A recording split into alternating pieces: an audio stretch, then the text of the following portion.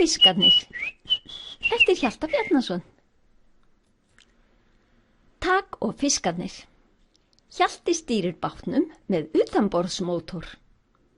Freyjukettir norræn menning, önnur útgáfa 2010 ESB-númer, flestar taksagnanna voru í Stundin okkar, Fiskarnir 9. apríl 1978. Hjalti samdi taksögurnar og teiknaði myndirnar á árunum 1975 til 79, þá 5-10 ára. Og á myndinni Tak og Geimi, köflfiskur og þrýstiloftsfiskur. Nú sem stendur bíllinn sem Tak bjó til á botni árinnar. Þannig endaði sagan Tak og bíllinn. Tak var búinn að fá nóg. En bíllinn drap ekki á sér niðri í vatninu. Bíllinn heldur áfram að pústa og menga ána. Fiskarnir koma upp á yfirborð og kvarta við Tak yfir mengun. Fiskarnir, blöðlú, þú verður að losa okkur við bílinn, blöðlú. Við erum alveg að kafna, Tak, blöðlú. Svo þetta þýðing á ensku sem sjónvarpið lét gera.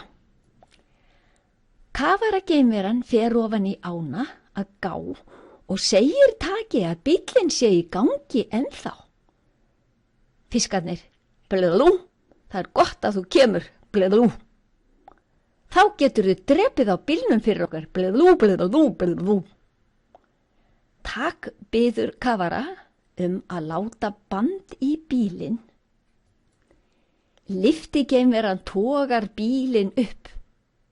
Bílinn kemur upp á hvolfi.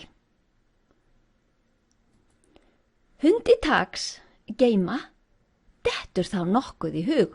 Búff, Tak, væri ekki búff að nota bílinn sem bát? Búff.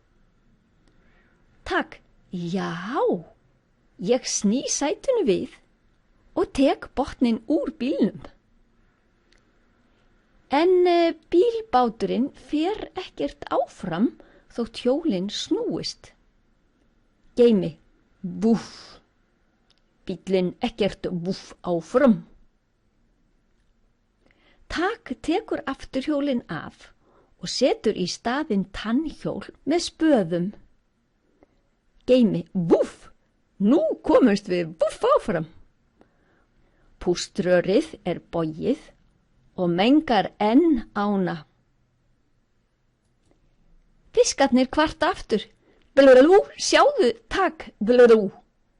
Það olíubrák á ánni, blöðlú, blöðlú. En fer Tak að baksa við að eyða pústinu og lætur mótorinn pústa ofan í dall. Tak, ég set tannkrem, talkum, sápu, gúmmi, bráðið járn, gler og nú vantar mig geimryk. Leikhljóð, klapp, klapp, smellir í bankara nornarinnar. Tak, má ég fá geimryk úr teppinu þínu, fröken Norn? Og Tak heldur áfram. Hvers vegna heyrast svona smellir í teppinu þínu? Nornin. Þetta sérstakt galdrateppi. Svo tek ég strá úr fljúgandi kústinu mínum og ríf það út í pústið. Hann athugaði ekki að hann eyðilagði sópinn með því. Tak, svo set ég mitt í dallinn og dínamitt og vax, spritt og málingu, síðast trjáseið og trjáblöð. Tak ætlaði raunar að taka blöð af plöntunni trank í sambang, en tók í þess stað af plöntunni sömm, sem kryddjurt. Leikhljóð, blásið í blöðru alveg uppi við hljóðnemann. Svo hleypir Tak rafstraumi á allt saman og tengir það við mótorinn. Nú myndast ofsalegur þrýstingur. Leikhljóð, sprenging.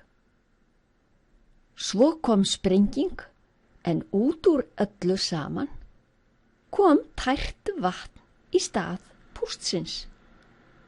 En mótorinn sprakk líka. Tak býr til fiskhreinsunarstöð sem fiskarnir synda í gegnum og þeir koma ómengaðir út. Fiskarnir, blablabla, þakka þér kærlega fyrir Tak, blablabla. Þetta er alveg fyrirtak hjá Taki, blablabla. Tak ætlar nú að ferðast á fljúgandi sópinum sínum. Tak, ég hlýt að hafa geymt hann of lengi. Hann hefur skemmst. En Tak hafði sjálfur skemmt kústinn þegar hann tók eitt strá úr honum. Það var einmitt töfrastráið sem lét hann fljúga. Tak, ég verð að fá nýjan kúst. Þú sagðir mér að svona sópar ættu að endast í minnst 220.000 geimár. Nornin. Þá verður þú að láta mig fá býsn af trjáseiði og fulla tunnu af mengun. Leikljóð. Svo. Tak býr til mengunarsugu og safnar í hana allri menguninni sem í ánni og fiskhreinsunarstöðinni. Og Tak setur einnig trjáseið í stóran poka handa Norninni. Sama leikljóð, svo, heldur áfram.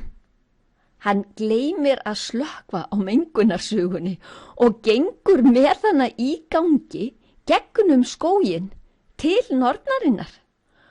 Og á leiðinni sogast inn jurtir og fleira, sem nornin þarf að nota í annað en kústa. Tak fær nýjan fljúgandi sóp hjá norninni. Fiskarnir, blablabla, húrra fyrir Taki, blablabla.